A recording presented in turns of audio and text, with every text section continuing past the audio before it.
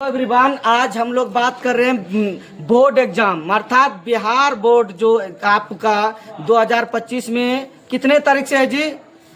17 तारीख से 17 फरवरी से जो स्टार्ट होने जा रहा है आप 2025 के लिए, उसके लिए मैं क्वेश्चन आपको प्रिपेयर कर रहा हूं। ऑल सब्जेक्ट का जो वैकल्पिक क्वेश्चन है, वैकल्पिक जो क्वेश्चन आपको आता है उसके लिए मैं आपको प्रिपेयर कर रहा हूं। आप जो है कि ध्यान से देखने के बाद आपको अच्छी तरह से आपको पास करने में मैं भी मदद करूंगा कि आप अच्छे अंक से पास हो जाइए और आपके पास होने के साथ साथ नॉलेज भी होना चाहिए। तो आइए हम लोग जो है कि इसके बारे में आपको ऑल सब्जेक्ट के ऊपर मैं फोकस करूंगा। हर सब्जेक्ट जितने सब्जेक्ट है उसके ऊपर मैं फोकस करूंगा अभी से लेकर के एग्जाम तक, सत्र जब तक जिस तरह से एग्जाम होते जाएगा रूटीन के हिसाब से मैं भी आपको करूंगा। देखिए आपका क्वेश्चन है कि यदि बहुपद एक्स स्क्वायर प्लस ए एक्स माइनस बी के शून्यक परिणाम के बराबर किंतु चिन्ह में विपरीत हो तो एक बराबर व्हाट, ए बराबर व्हाट अर्थात क्वेश्चन मार्क है। देख सकते हैं आप पूरा बोर्ड का आप सीन ले सकते हैं, देख लीजिए बढ़िया से स्क्रीनशॉट ले सकते हैं। यदि बहुपद एक्स स्क्वायर प्लस ए एक्स माइनस बी के शून्यक परिणाम के बराबर किंतु चिन्ह में विपरीत हो तो ए बराबर व्हाट। ध्यान से क्वेश्चन को पढ़िए, आपका सिस्टम बस समझ में आ जाएगा। ऑप्शन ए है 1, बी है -1, सी है बी और डी है ऑप्शन 0। मैं आपको तो सिर्फ क्वेश्चन आंसर बताऊंगा, इस क्वेश्चन का आंसर सॉल्यूशन आप खुद निकालेंगे और जो सॉल्यूशन नहीं कर पाते हैं, इसका हल नहीं निकाल पाते हैं, तो आप हमको कमेंट बॉक्स में दीजिएगा कि ये कैसे है। मैं आपको पूर्ण रूपेण जो है कि इसका सॉल्यूशन निकाल करके मैं आपको बताऊंगा। तो फिर से हम चलते हैं कि यदि बहुपद एक्स स्क्वायर प्लस ए एक्स माइनस बी के शून्यक परिणाम के बराबर किंतु चिन्ह में विपरीत हो। ध्यान से, यदि बहुपद एक्स स्क्वायर प्लस ए एक्स माइनस बी के शून्यक परिणाम के बराबर किंतु चिन्ह में विपरीत हो, मतलब विपरीत मीन्स उल्टा हो तो ए बराबर क्या है, एक्स स्क्वायर प्लस है ए एक्स माइनस बी है। देख लीजिए, तो यहाँ ए का मान पूछ रहा है, ए बराबर व्हाट होगा। ऑप्शन ए है 1, बी है -1, सी है बी और डी है 0। तो इसका सही आंसर क्या हो जाएगा, ये डी हो जाएगा 0। इसका सही आंसर 0 होगा। नेक्स्ट चलते हैं अगला क्वेश्चन के लिए। देखिए, यदि किसी एपी का सामान्य पद, यदि किसी एपी का सामान्य पद, ध्यान से सुनिएगा, यदि किसी एपी का सामान्य पद 3n रूट, ये ब्रैकेट अंडर ब्रैकेट 3n + 5 है तो इसका सार्वंतर मतलब सार्वंतर क्या होगा। मतलब फिर से क्वेश्चन, यदि किसी एपी का सामान्य पद 3n + 5 है तो इसका सार्वंतर क्या होगा। यहाँ क्वेश्चन मार्क है, हर की जब ये पूछेगा क्या होगा तो क्वेश्चन मार्क होगा, सिंबल ये जो चिन्ह होता है ये होगा ही होगा। तो क्या होगा, तो ऑप्शन में देख लीजिए आपका है ए 2, बी है 5, सी है 8 और डी है 3। आप अपने से एक बार बताइए इसका सही आंसर क्या होगा। इसका आप लोग अगर नहीं निकाल पा रहे हैं तो मैं तुरंत बताता हूँ, इसका सही आंसर डी होगा। इसका सही आंसर डी होगा। ये जो चिन्ह मार दिए इसमें। और पहला जो था कि यदि बहुपद एक्स स्क्वायर प्लस ए एक्स माइनस बी के शून्यक परिणाम के बराबर किंतु चिन्ह में विपरीत हो तो ए बराबर व्हाट। ये डी नंबर क्वेश्चन है। ऑप्शन में ए था 1, बी है -1, सी है बी और डी है 0। तो इसका सही आंसर डी है। नेक्स्ट है, अगला क्वेश्चन है आपका, देख लीजिए, जरा दृष्टि दोष के निवारण के लिए, जरा दृष्टि दोष, ध्यान से देखिए, जरा दृष्टि दोष के निवारण के लिए किस लेंस का प्रयोग किया जाता है। नेक्स्ट, जरा दृष्टि दोष के लिए जरा दृष्टि दोष के निवारण के लिए किस लेंस का प्रयोग किया जाता है। उत्तल लेंस, ऑप्शन ए है उत्तल लेंस, बी है अवतल लेंस और सी है द्विफोक्सी लेंस और डी है बेलनाकार lens. Again one time again, जरा दृष्टि दोष के निवारण के लिए किस लेंस का प्रयोग किया जाता है।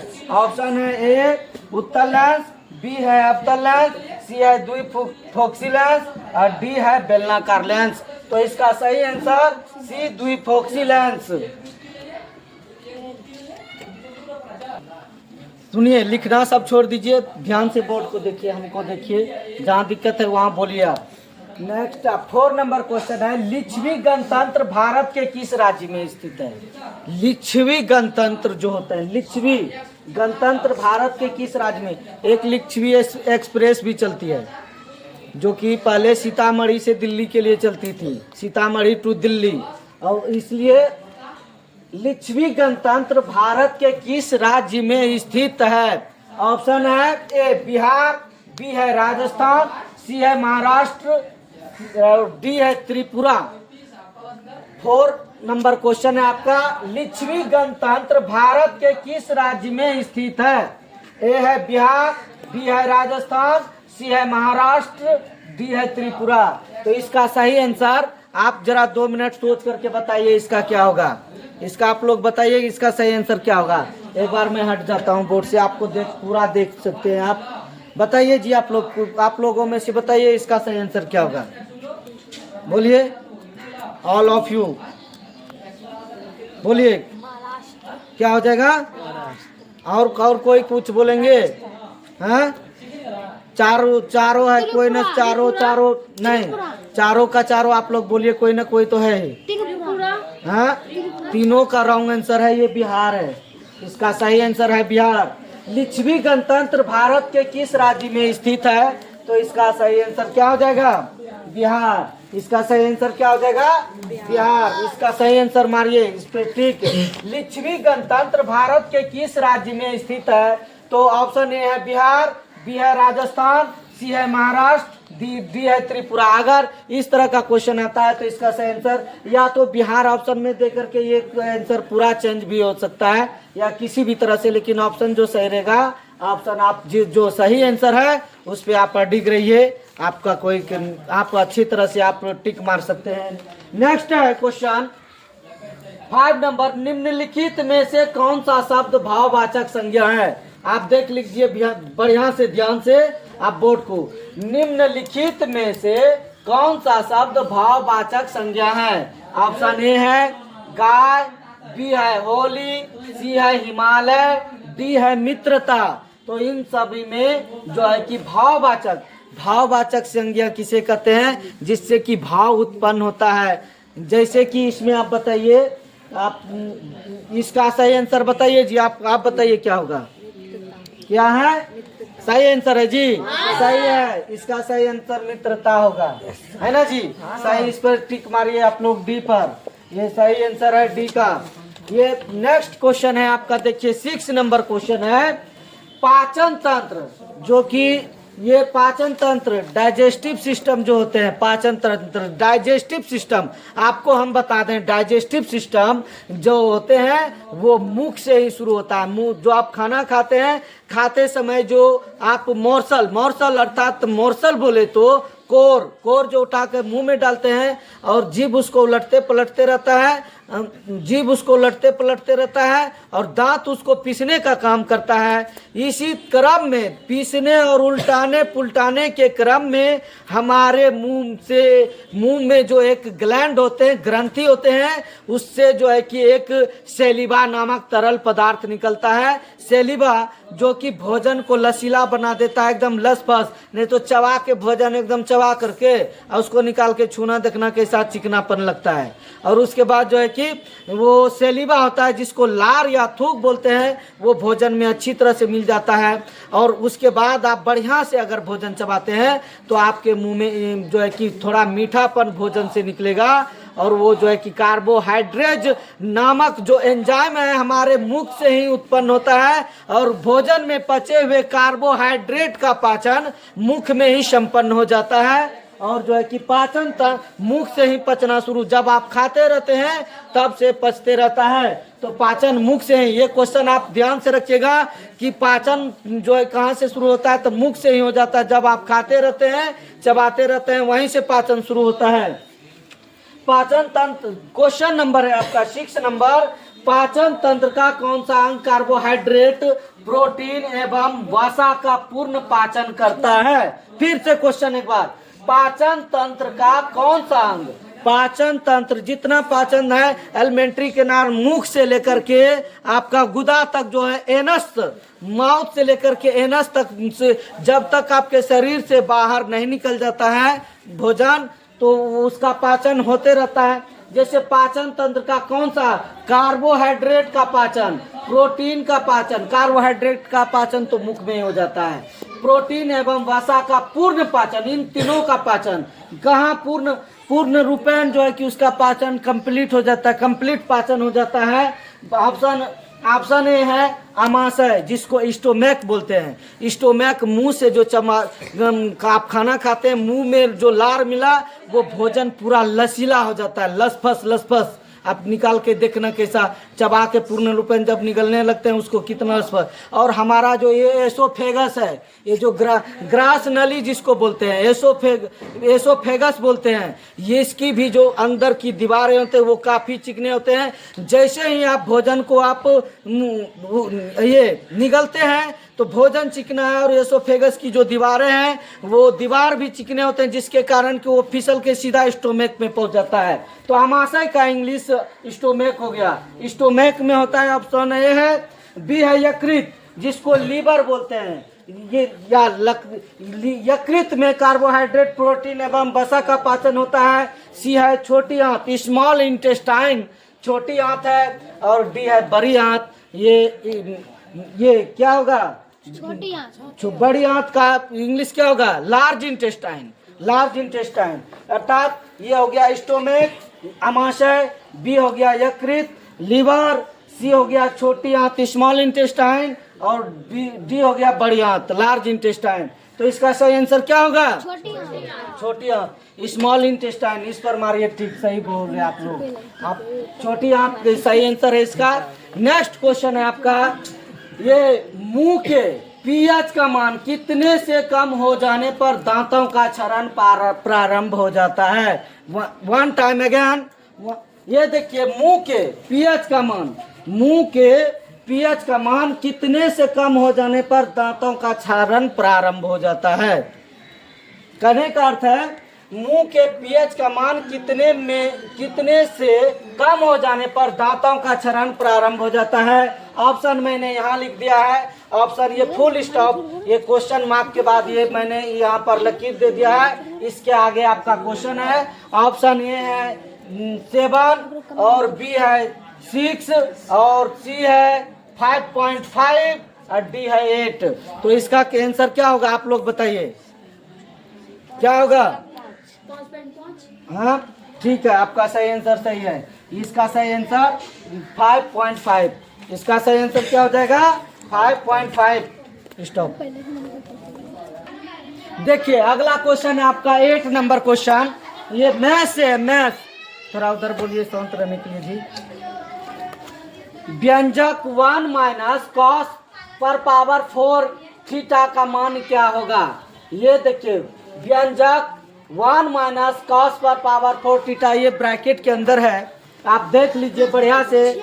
आप बढ़िया से आप स्क्रीनशॉट ले सकते हैं। देखिए मैं हट गया हूँ, आप देख सकते हैं या कैसे भी देख सकते हैं।